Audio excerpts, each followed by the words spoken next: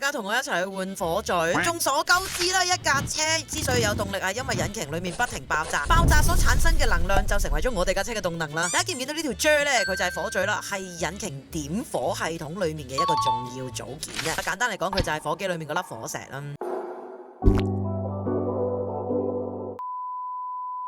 咁如果我哋長期使用一個過期火嘴，會發生啲咩後果呢？動力下降啊，着車鳩鳩棘棘啊，引擎失火啊，或者咧係會令到我哋嘅耗油量增加噶。火嘴嘅更換周期，網上嘅講法仍然都係眾說紛紜噶。有話8000公里、1萬、2萬咁樣，咁就梗係睇翻我哋嘅車主維修手冊啦。好似我 M 仔為例啦，手冊就寫到明啊，8000公里要換一次噶啦噃。會唔會好難換呢？以 M 仔為例啦，直接掹開呢嚿嘢就會見到火嘴啦，跟住擰佢嘅老尾，拎呢支嘢出嚟，就可以插翻支新嘅入去搞撚掂。不過綿羊仔咧，因為全車都包撚住啡領啦，咁所以咧就會比較麻煩少少噶。手工費固之然就貴少少啦，其實佢真係唔貴噶，大家就咪貴慳埋嗰少少啦，係咪？